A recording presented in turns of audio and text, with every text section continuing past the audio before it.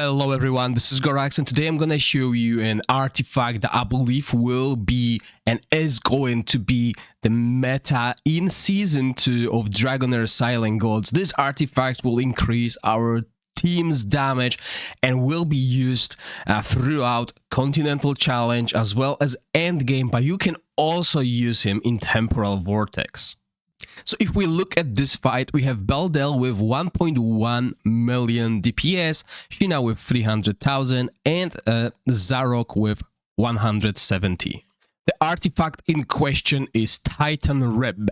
As you can see, this artifact runs as HP and resistance, so these are not offensive stats. However, look at the passive. Upon resistant and negative effect, the wearer increases all allies' damage by 15%.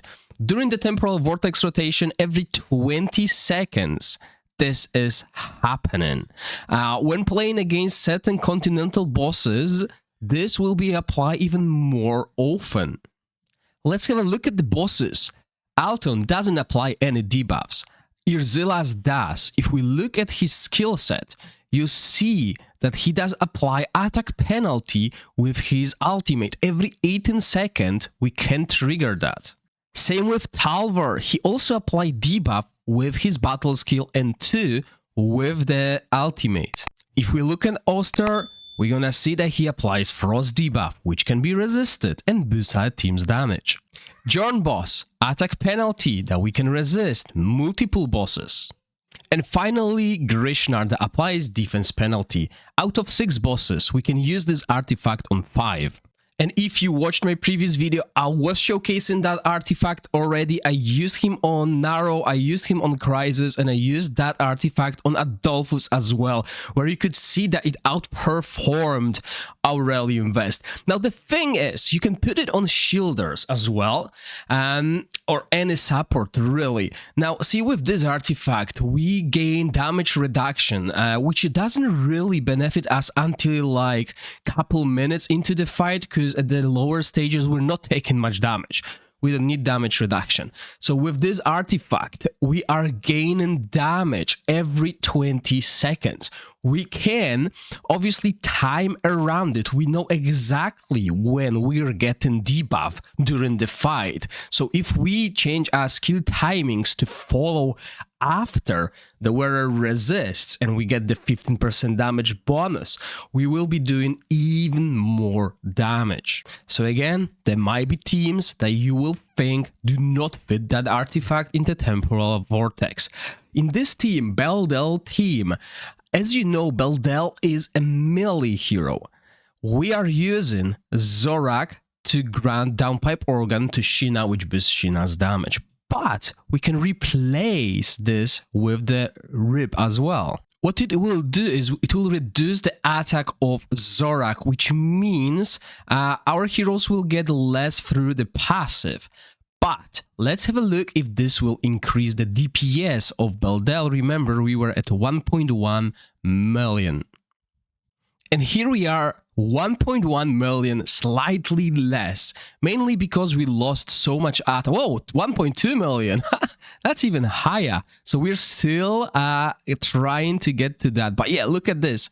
You can already see the damage improvement. So we hit that threshold eventually. We are out DPSing the previous artifact.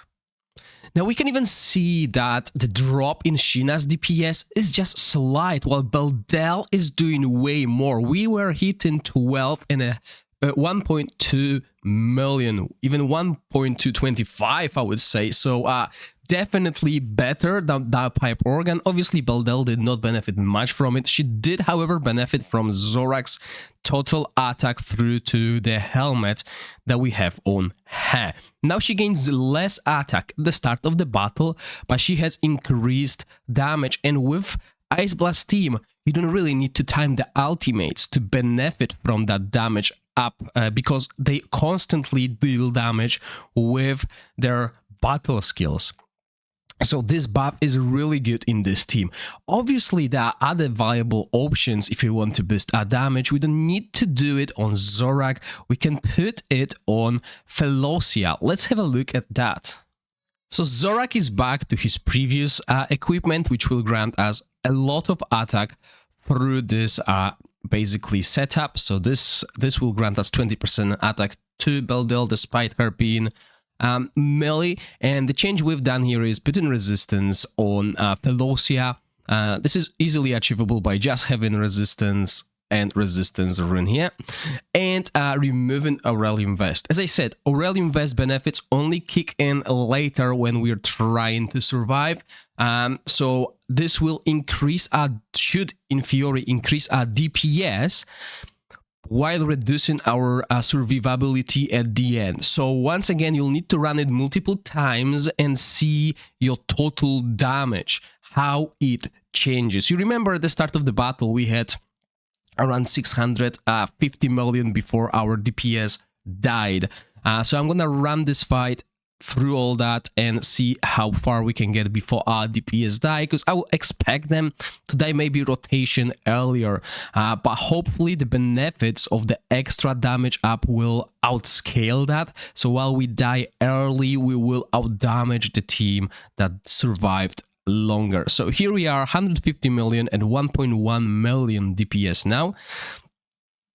So reaching what we had at the basic with running Aurelium Vest and Downpipe Organ on Zorak. So if we can get to this 1.2, that will be amazing. Now, obviously, what we're trying to see here is if debuff immunity works with it, okay? So keep that in mind. We have debuff immunity.